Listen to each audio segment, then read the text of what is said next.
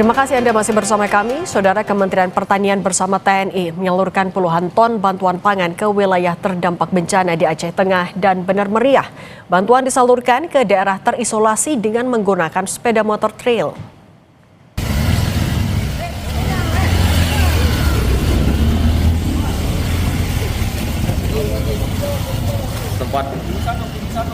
Kementerian Pertanian bekerja sama dengan TNI menyalurkan bantuan pangan bagi masyarakat terdampak bencana di Kabupaten Bener Meriah dan Aceh Tengah. Sebanyak 10 ton beras didistribusikan melalui jalur darat dengan melibatkan 100 prajurit TNI bermotor dari Korem 011 Lila Wangsa. Pendistribusian menggunakan motor trail dilakukan untuk menjangkau wilayah terpencil dan medan sulit. Setiap personel membawa sekitar 25 kg beras. Jalur alternatif untuk pendistribusian logistik bisa dilalui untuk memastikan bantuan sampai ke daerah terisolasi. Penyaluran ditargetkan selesai dalam waktu 2 hari.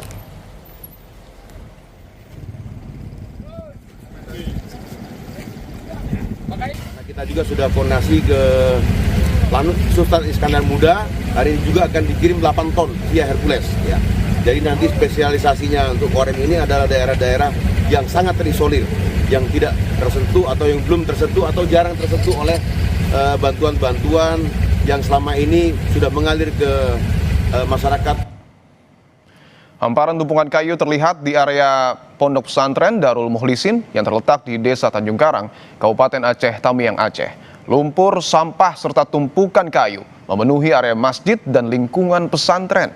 Pembersihan terus dilakukan prajurit TNI sebagai bentuk respons cepat pemulihan pasca bencana banjir dan longsor. Lumpur yang mengendap di dalam masjid mulai dikeluarkan, sementara halaman dan selokan secara perlahan mulai ditata kembali.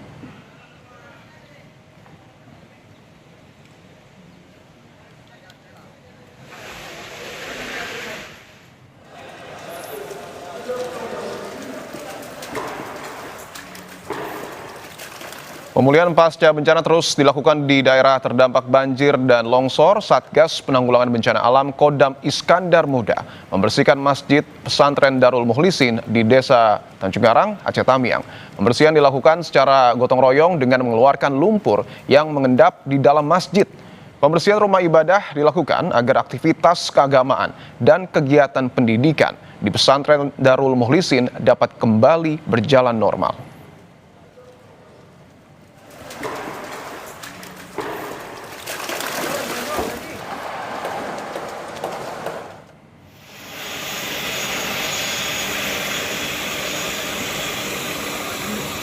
Di tengah pemulihan pasca bencana banjir dan longsor Sumatera, TNI Angkatan Udara mengevakuasi lansia melalui jalur udara.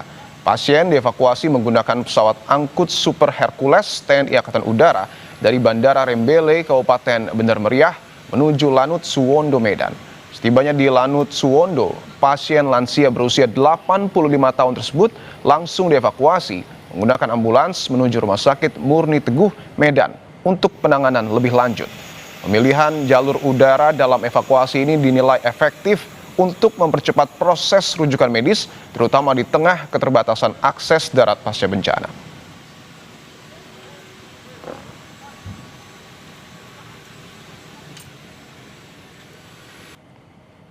Rumah ibadah yang menjadi fasilitas warga menjalani aktivitas kini menjadi salah satu prioritas pembersihan pasca bencana. Selain lumpur di area dalam masjid, tumpukan kayu juga mulai dibersihkan. Lalu seperti apa proses pembersihan khususnya di Masjid Pesantren Darul Mukhlisin Aceh Tamiang? Sudah bergabung melalui sambungan Zoom Kolonel Infantri Dimar Bahtera, Komandan Brigade Infantri 25 Siwah Kodam Iskandar Muda. Pak Dimar, selamat petang.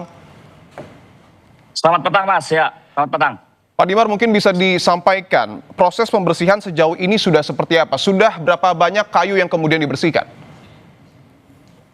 Baik, terima kasih, Mas. Jadi kita dari Kodam Iskandar Muda sudah khususnya di titik Masjid Pondok Pesantren Darul Mukhlisin ini kurang lebih sudah sekitar 5 hari. Jadi di tahap awal kemarin kita pembersihan masjid. Masjid sekarang 95% sudah oke, lumpur semuanya ketebalan kemarin 60 cm sudah semuanya dibersihkan. Dan sudah bisa digunakan untuk beribadah dan beraktivitas dari teman-teman yang masih bekerja di sini. Demikian. Oke, alhamdulillah masjid sudah 95% membaik ya Pak, karena saya juga sempat ke sana dan memang tebal sekali lumpur yang ada di sana. Yang menjadi tantangan juga soal kayu Pak, karena di hamparan Pondok Pesantren Darul Mukhlisin ini luar biasa banyak kayu yang ada di sana. Proses pembersihannya sejauh ini seperti apa? Baik, terima kasih. Jadi ini kita dari 3 hari yang lalu sudah mendapatkan perkuatan full bantuan alat berat dari seluruh pihak dalam koordinasi terkoordinir oleh BNPB. Jadi termasuk ada bantuan perkuatan dari pasukan Angkatan Darat, yakni dari Zipur 10 Kostrad dan Batalion Teritorial Pembangunan dari Depok. Jadi kita bersama-sama saat ini alat berat semuanya total kurang lebih ada sekitar 40. Jadi 30 eksavator dan 20 doser, kemudian ada 60 senso.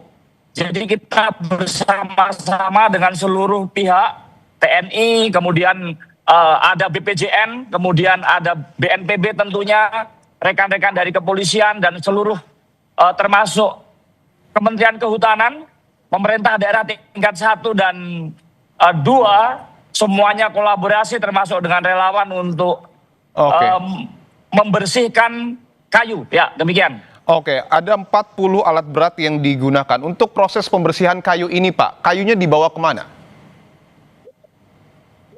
Jadi begini, kayu ini nanti konsepnya adalah diambil, dipisahkan antara yang bisa dimanfaatkan dan tidak bisa dimanfaatkan. Yang tidak bisa dimanfaatkan nanti akan ditimbun di dalam areal perumahan pondok pesantren sehingga akan mengurangi mobilitas dan nantinya juga akan menjadi tanah, bahkan akan mampu meninggikan level halaman dari pondok pesantren.